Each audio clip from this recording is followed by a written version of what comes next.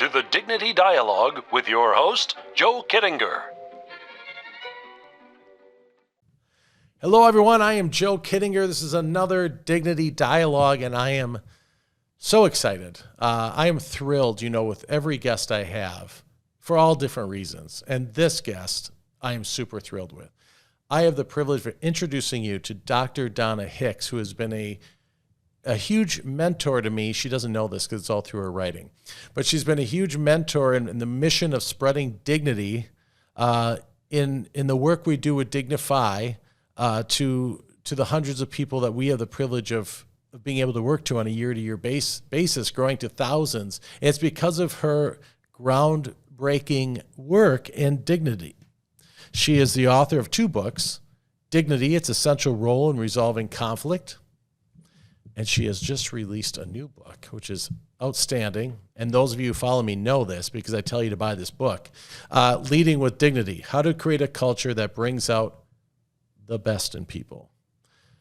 Dr. Donna Hicks is an associate at the Weatherhead Center for International Affairs, Harvard University. As a conflict resolution specialist, she has facilitated diplomatic efforts in the Middle East and other high conflict regions and conducted numerous training seminars worldwide, even has worked with Bishop Desmond Tutu, as she's talked about in her first book, Dignity, and its essential role in resolving conflict. Welcome to the show, Donna. And the first time I met you, you said you were a recovering academic, and I love that. Welcome to the Dignity Dialogue. Oh, Joe, thank you so much. It is wonderful to be back in conversation with you. And, I often say that not only am I a recovering academic, but also lately I've been saying I'm a recovering dignity violator. I love that. Just so people know that, here I am espousing all of this information about dignity, and it's not like I'm at the pulpit. It's because I know what it's like to violate dignity, and all the work and the research and the talks that I give about dignity. I really want people to know that it takes work to undo yourself from being a dignity violator, In fact, I think violating dignity comes naturally, but we really have to work at understanding in a deep way what it's like to honor, and honor people's dignity, including your own. So that's that newest version, but the recovering academic, that is so funny. I forgot that I had told you that, but it's great because what happened, I was an academic, but I was we call ourselves scholar practitioners. So what that meant was that, yes, we were, wrote scholarly articles and we did research and all of that about conflict and conflict resolution, but we were also out there in the trenches. Okay. We were out there in the field. We were, trying to create opportunities for parties in conflict to have a peaceful dialogue and to move the conflict forward to a resolution. But I realized after spending so much time at those negotiating tables with people that my academic training really didn't help me foster the kind of environment that I wanted to create.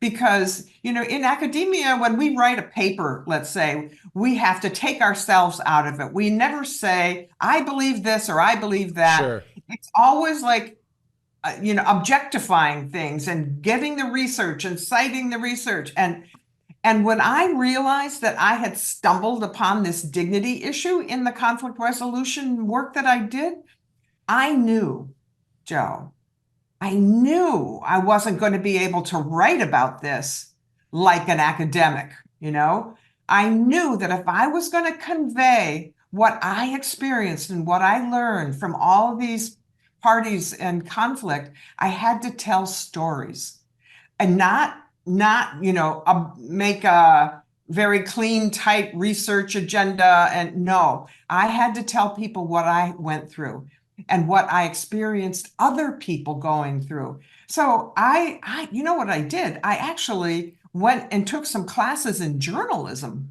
so that I could write from a perspective of what they call narrative nonfiction. They tell stories, that's what journalists do. Yes. I decided throw away that academic hat and you're going to write narrative nonfiction. And so that's what I meant about being a recovering Okay.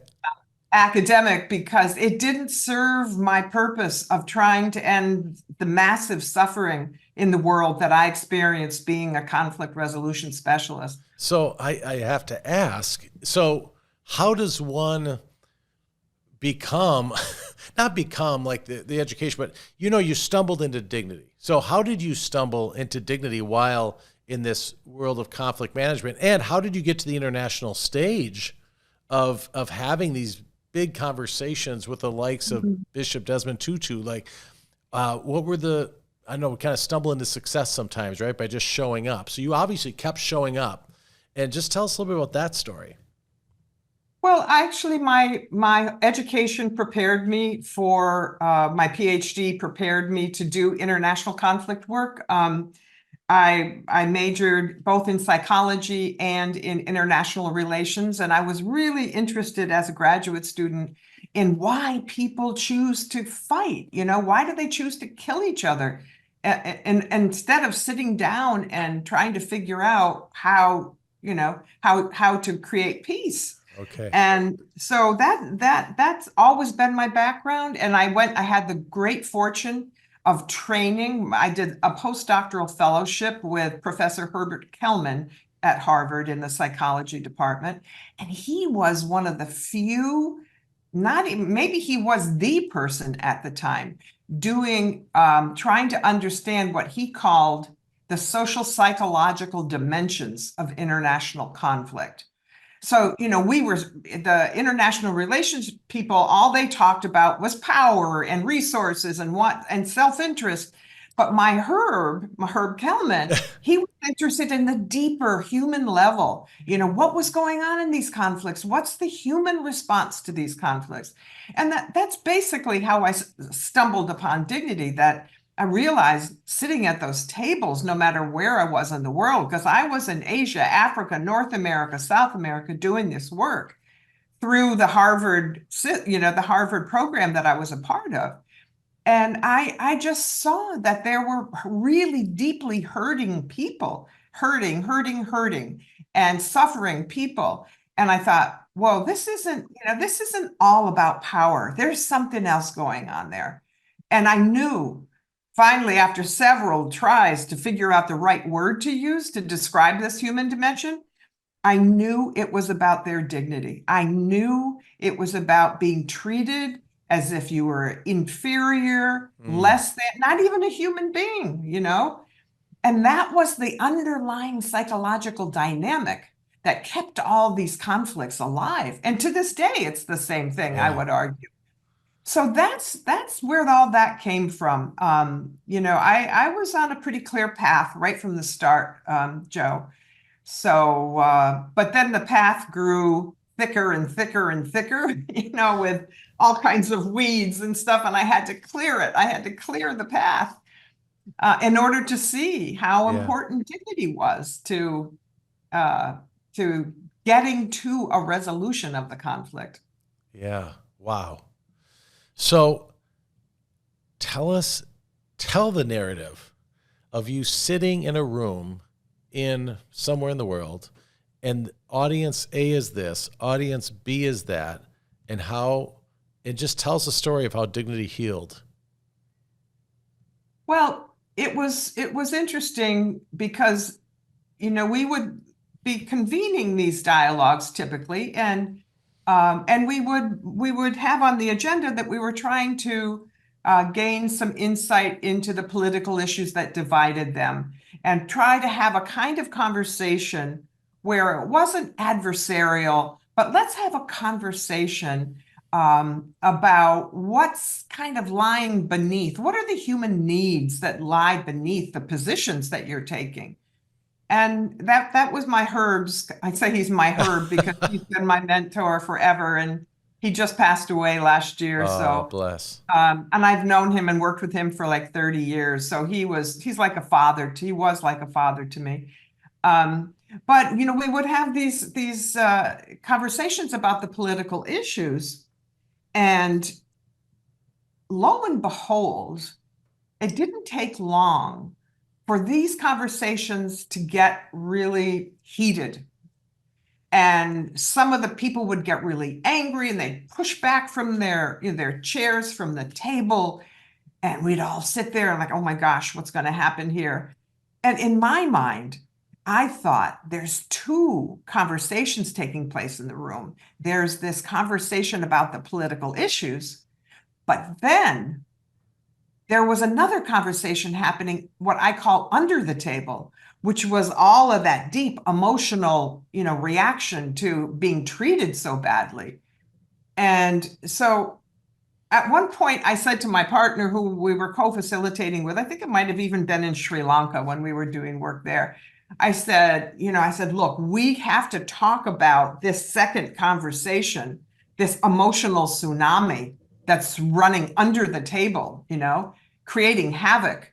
And so we decided, all right. And I volunteered and I said, I'm just gonna, next time it happens, just gonna ask the person, hey, look, will you please, I could see that you just had a big emotional reaction. Could you please talk about that emotional reaction? And the guy said, emotions? This isn't about emotions. This is about justice. This is about identity. I said, oh, okay. Well, clearly, Joe, Right. that word emotion wasn't the right word to describe what they were going through. Yeah. And then I even tried another word, several months later, I tried the word trauma. Oh my goodness, you've got so much trauma. Isn't that's why you're so upset? And they'd say, trauma? This isn't about, I said, okay, sorry. So now I got two strikes against me, right? Trying to uncover this deeper human thing. And so I don't know, Joe, it was just one day I was walking down the street and I remember saying to myself, if I were to put words to what they would want to be saying to each other, instead of getting so upset, they'd want to say something like, how dare you treat us this way? Can't you see we're suffering and you're doing nothing about it? You're not even treating us like human beings. Right. In my mind, that's what they would want to say. And then it hit me like a lightning bolt. This is about their dignity. This is about not even being treated like you matter, like you're a human being. And so that word just stayed with me. It was like, oh my gosh, this is the word I've been looking for.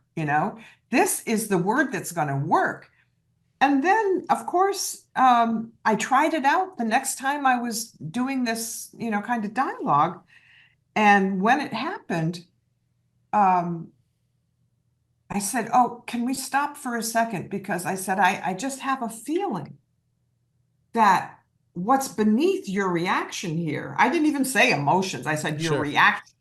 I said, what's beneath your reaction here is, a wounds to your dignity.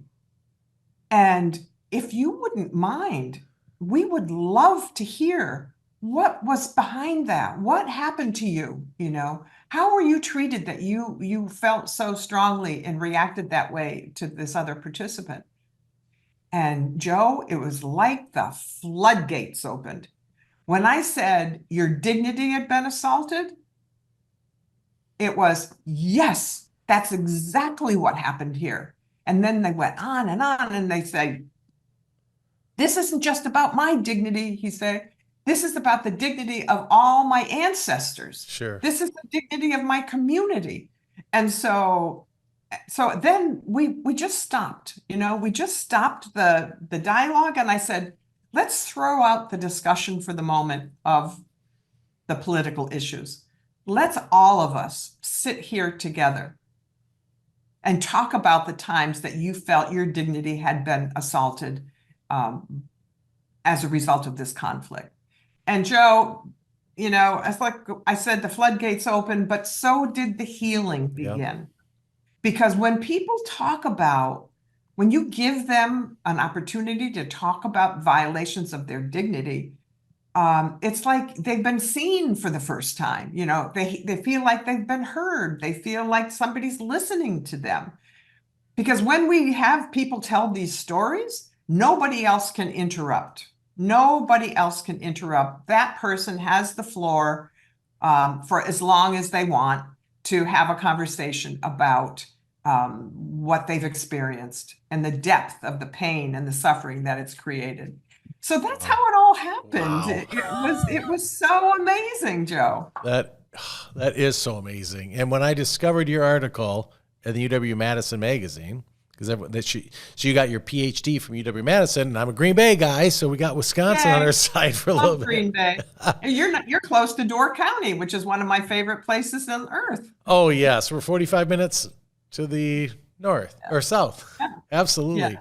So when I came upon your first book, and you and I had conversations, I had a About Me card, and a lot of our audience knows about all that side of our world, About Me card.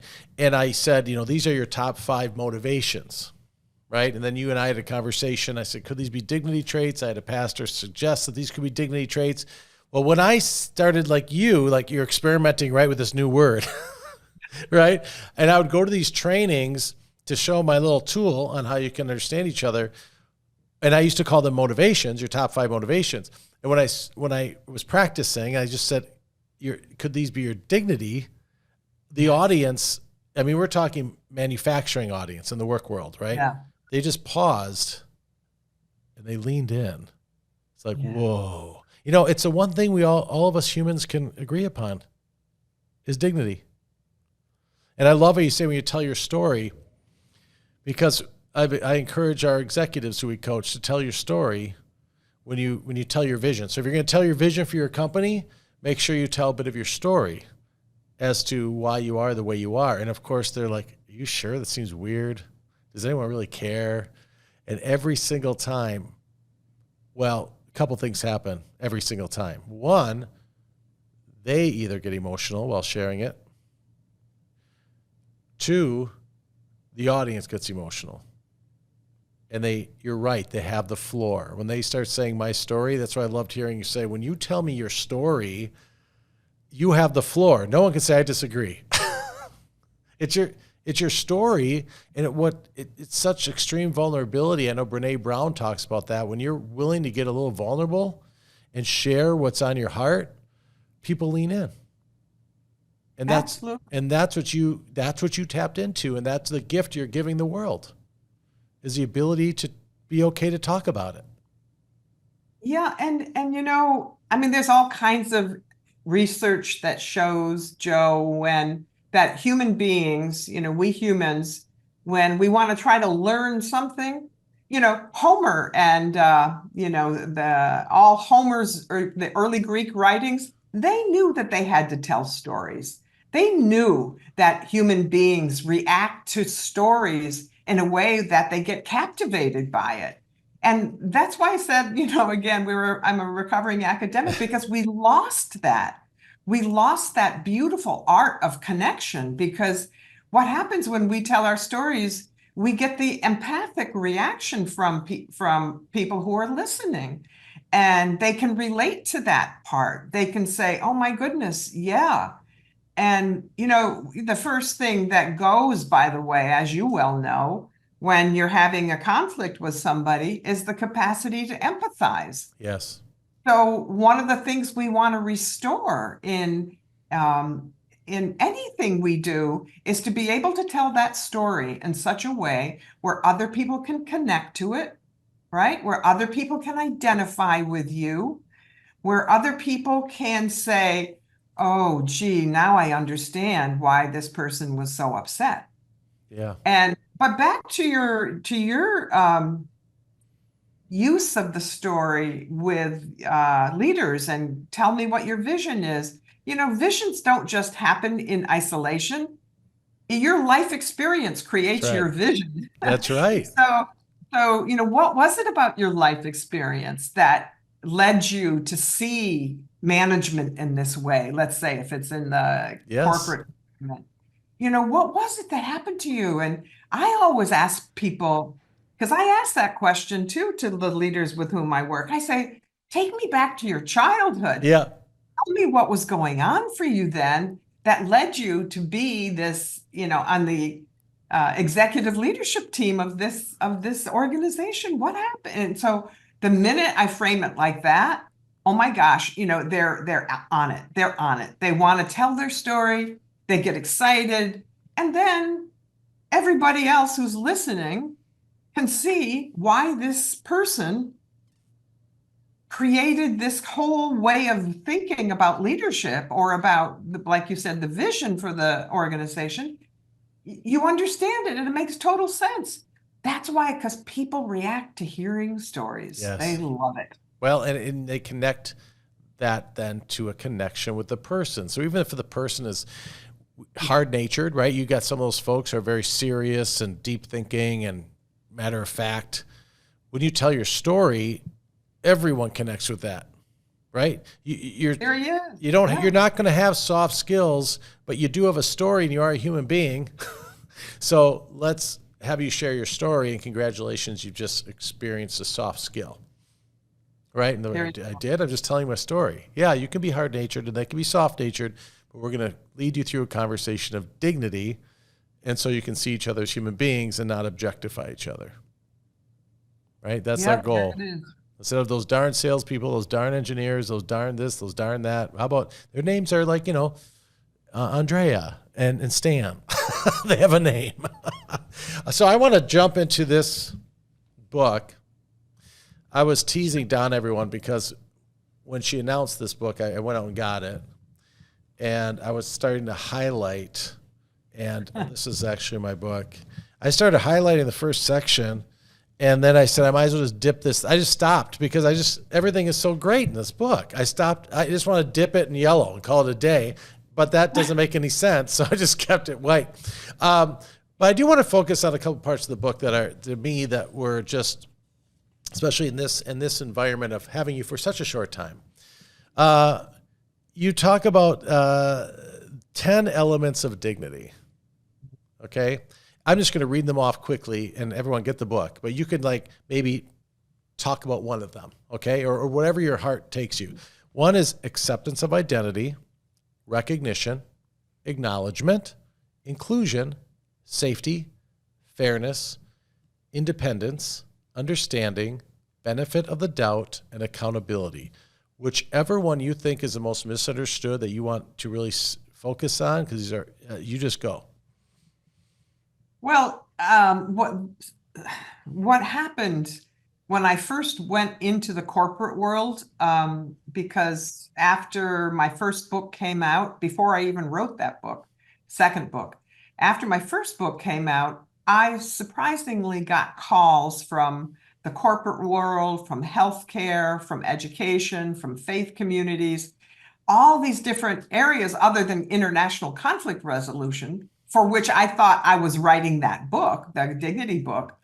So it struck a nerve in the corporate world. And I'm just going to tell you a story about that corporate experience, my first one.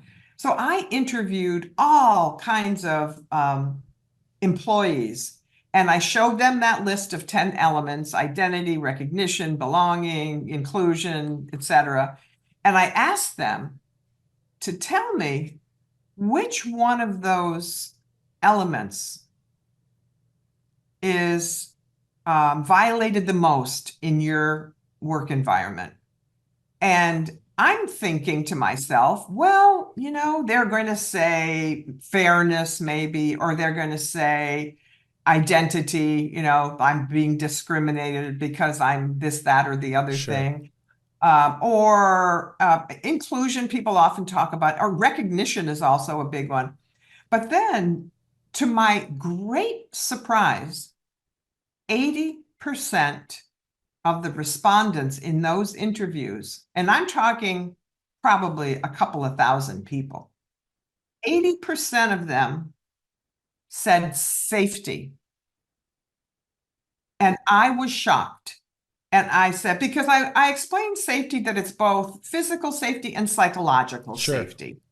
And the way they interpreted that safety, the psychological safety, was that they didn't feel safe to speak up when something bad happened at work, to their boss, especially. They didn't dare say anything to their boss when they violated their dignity. And I would say, whoa, tell me more about that. And they said, oh, well, we'd probably get a poor performance review if we speak up and say, well, you hurt my feelings, or you hurt my dignity. Or I might even lose my job. I might even they might fire me. And so, but I was shocked, absolutely shocked by 80% of the people felt this, Joe. And so as a consequence, I thought, well, boy, we better figure out how to help people speak up. What are they so afraid of? And the problem is that feedback is usually under, our default mode of giving feedback is giving it as a weapon, trying to get back at people, being really angry and saying, what were you doing? You hurt, you embarrassed me in front of the whole staff. Right. That's not how to give good feedback. Yeah. So we developed, my team and I, we developed this way of giving feedback that reframed the whole concept and reframed it away from this notion that feedback is criticism to thinking that feedback is really a way of illuminating our blind spots.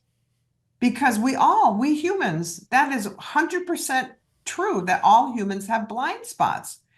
And what I can see about you and what you can see about me is something that I can't see about myself, because I just can't see my blind spot. But I need you to tell me, let's say we're working together and you violate my dignity and I'm afraid to confront you with it.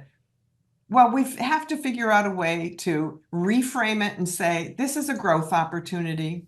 This is an opportunity for both of us to learn. I can learn how to give this feedback in a positive, loving way, and you can learn how to accept it. Because, everybody knows, everybody wants to increase their own self-awareness, to understand, what effect do we have on each other? How do you respond to me? And I can think about that, but I need your eyes to tell me what I do that is hurtful to you, that I can't see because I don't know. I'm unconscious of that. So self-awareness requires others' input. You can't just sit back and reflect. That's a good thing to sit and reflect, but there's limits to self-reflection. You need others' input. So that safety, to answer your question, that element was the one that just blew the lid off my understanding. I would have never guessed that. But now that I've heard everybody say that, and that wasn't just the first and only time that happened, that 80%, it happens all the time. Okay. All the time. That's what people are afraid of. They're afraid of retaliation from their bosses if they give them feedback. That makes complete sense. It's been, now my work has only been in the workplace, right? The work we do is only in the workplace. And that makes total sense. I'm thinking we have 17,000 individuals who have done their Dignify snapshot. And when we run it through the database, part of it is 3 do's and 3 don'ts. So when interacting, here are my 3 do's and here are my 3 don'ts, just to keep it simple. Do you know about 90% of those are saying something about feedback? Oh, no kidding. Yes. Well, Yes, 90% is communicate, tell me what you need. Good or bad, I need to know. Give me feedback. It's all around feedback. Now, what I found then is when we started to give feedback, I learned that majority of them don't want to hear the feedback. You're saying you want the feedback, but based on how you're reacting, I don't think you really want the feedback. So then we discovered, well, I want to give the feedback, but to your point, I don't know how to give it without it being like, do not treat me that way, in the boardroom. Yeah. Don't do this, don't do that, don't do this.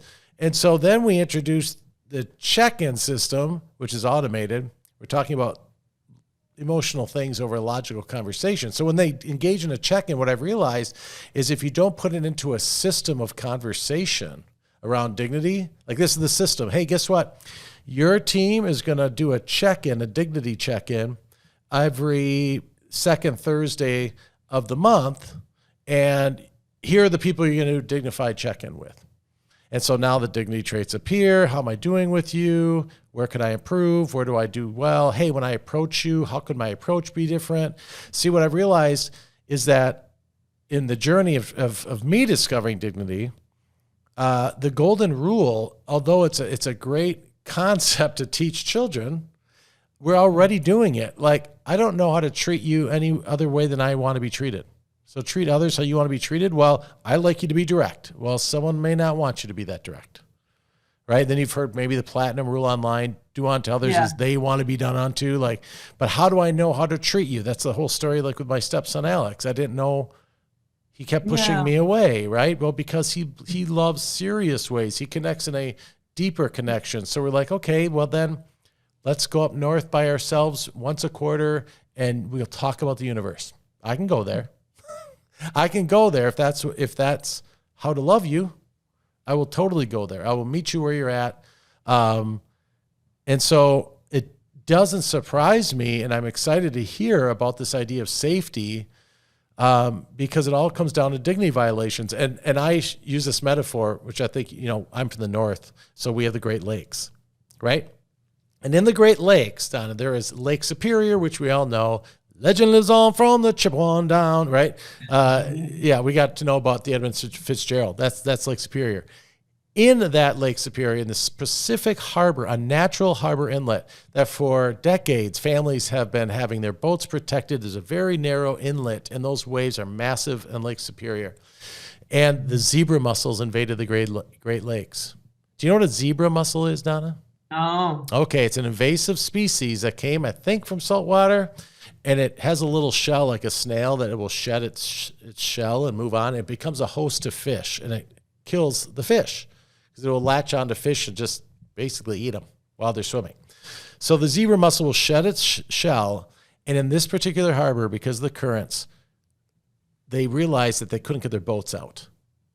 Like the zebra mussels over time, just the current, the way the currents are, blocked this harbor. So a guy takes out a big barge and he clears it out, and then within 3 months they closed up again, so they're trying to figure out other solutions. I use that as a metaphor of dignity violations. You go to work and I do one little thing. I'm just like throwing a zebra mussel in between you and I, a little shell, a little blockage, and I let it go. I'm like, that was weird, but you're pretty good anyway outside of that. And over time, these little zebra mussels build up. I tell this in marriage too when I'm talking to executives who are married. If all of a sudden you wake up and the person is not there, it's because over time, these little zebra mussels built up and you never talked about it.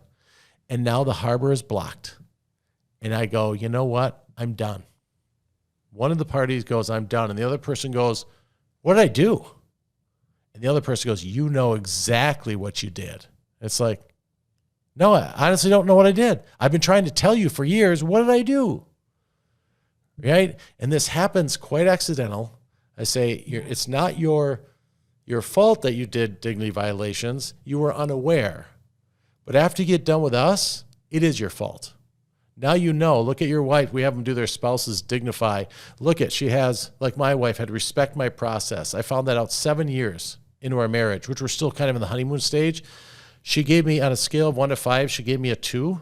I go, why? What about that? She goes, well, I have a goofy way of doing things, and you criticize it. I go, I do? She goes, yeah, like the way I fold towels, the way I do my cupcakes. I go, oh, I didn't know I was doing that. She goes, now you do. I'm like, and I will stop, and I haven't done it since.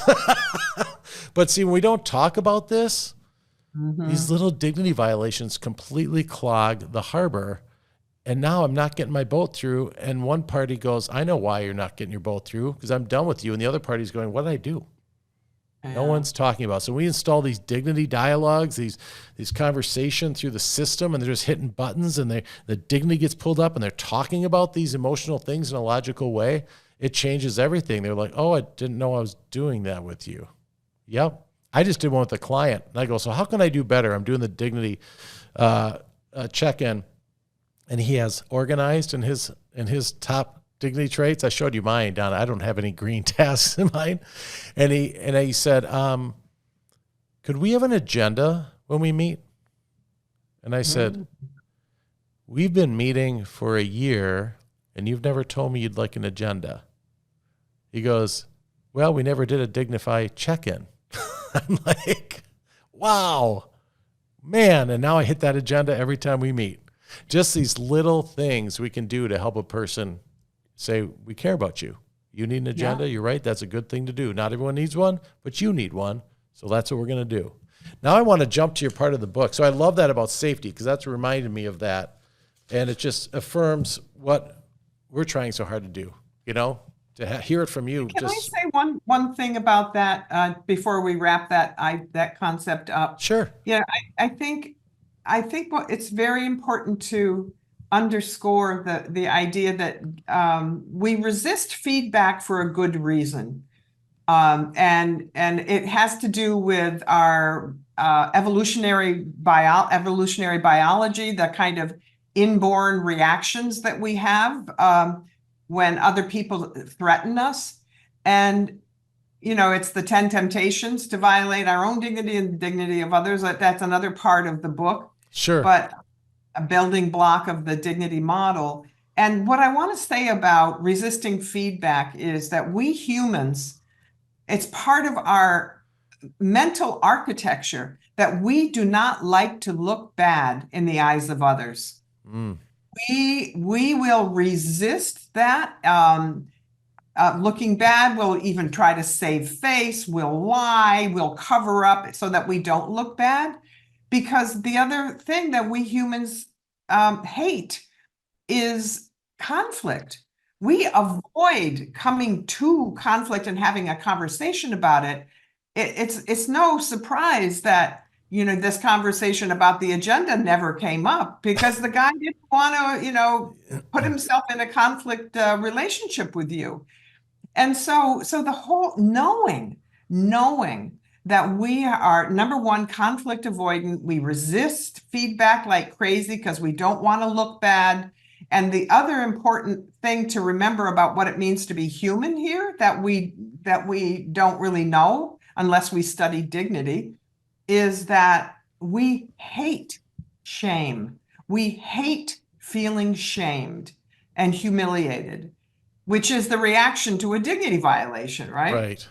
So think of all of those three important biological internal resistance that we have to giving feedback, to accepting feedback, and to soliciting feedback. Nobody likes it. Nobody. I have yet to meet a human being who says, oh yeah, give me all kinds of feedback. I love it. I love it.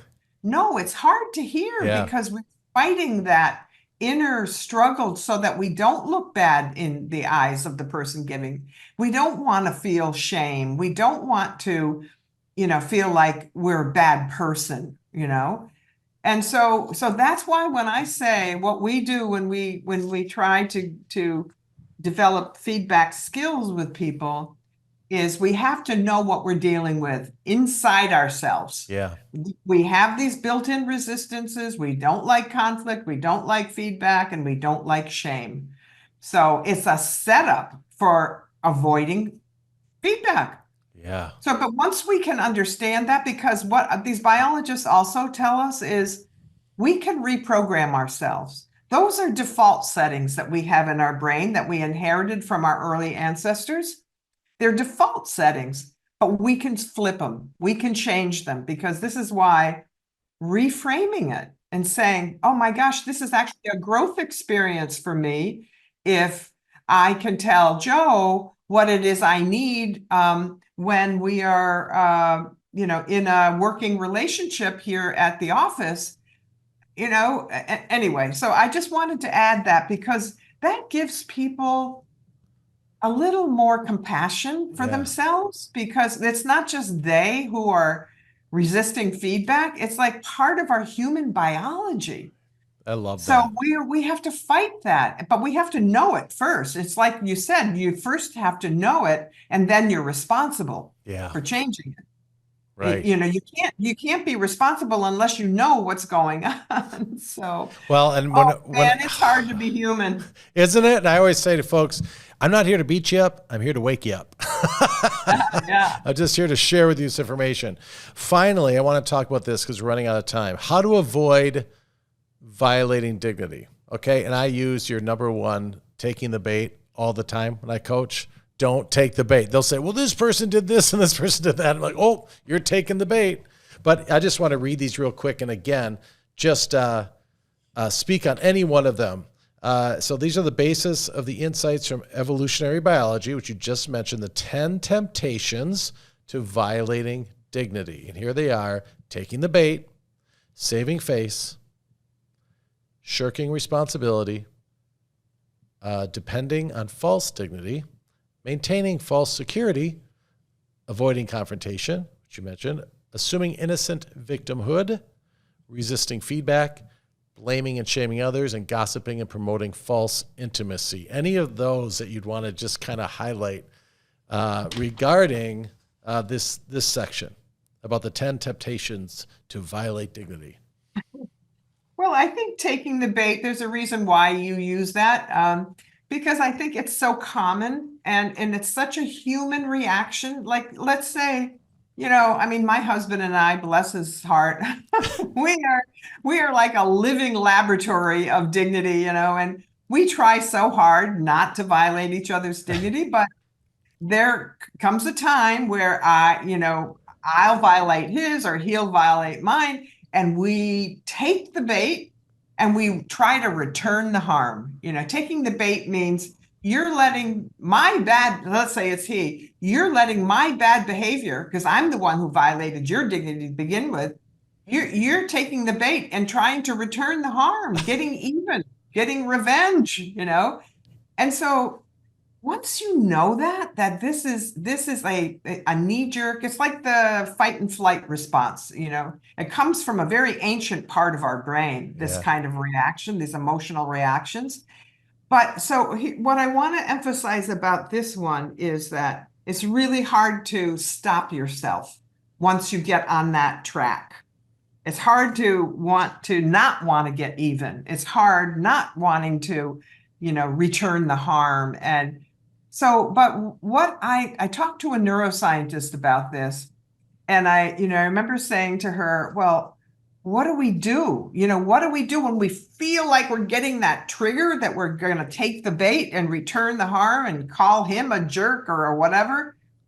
Because you don't want the bad behavior of somebody else to determine how you're going to act. Right. You want to have some integrity. You don't want to take the bait. You don't want to become a dignity violator. So the woman says, the neuroscientist, she says to me, well, one of the things that we have found is that, sort of mentally and metaphorically, if you can get yourself to push the pause button, stop yourself, and another metaphor is get yourself up on a balcony so that you can mentally and cognitively and emotionally take yourself out of the triggered situation. And she said, oh, and this is essential, this next thing. And I said, well, what is it? And she said, well, you want to wait at least 90 seconds before you respond. Because if you respond right away, you're going to get, you're going to take the. And so I looked at her and I said, you have got to be kidding. 90 seconds? It takes me 90 hours sometimes to get over. And she laughs. But her point was that when we're in that emotionally triggered situation, that we get all this cortisol running through our body, which is the fight and flight response, which is get even, which is seek revenge. So that's the sort of chemistry of these feelings of anger and wanting to get even. So, but the point is, do whatever you have to do to stop before you act. Let a different part of yourself, the part of yourself that doesn't want to be a dignity violator, let that consciousness take over you. And the other thing she said, deep breathing. Not, people say count to 10, forget it. It's not the counting, she said. It's literally stopping and controlling your breathing, because what happens is when the breath controls our connection between the vagus nerve and our brain, which controls our responses, like the cortisol, the hormones that go coursing through our bodies that make us want to fight. So, yeah, big lesson there is push the pause button, get up on the balcony, take 10 deep breaths to start with, and make a decision. Who's going to be in control here? Is it my ancient sort of primitive, primal survival self, or is it Donna, who knows better? Yes. That if I respond to this, I'm going to become a dignity violator, just like the person who violated me was. Yeah, I call my dark side Freddy, like Freddy Krueger, Nightmare. Oh, you've got a name. Yeah, That's Nightmare wonderful. on Elm Street. Yeah, Freddy. I don't want Freddy to take over this conversation. I'm no neuroscientist, but I do have something I do in my pause. I just say, I think that's adorable. See your reaction? Next time you're with your husband, before you take the bait, just think, that's adorable. It goes completely opposite. See, I'm teaching executives all the time. I'll even be coaching them and I'll be like, that's adorable. He goes, are you just reacting to me right now? Oh, Donna, you have been just a joy. Thank you so much for these amazing work and dignity and these amazing books. And again, go out and get them, leaders, individuals, moms, dads.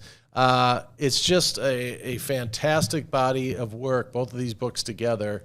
And it's such a gift that you've given through your life's work that is completely making a difference in people's lives, in the nation and the world.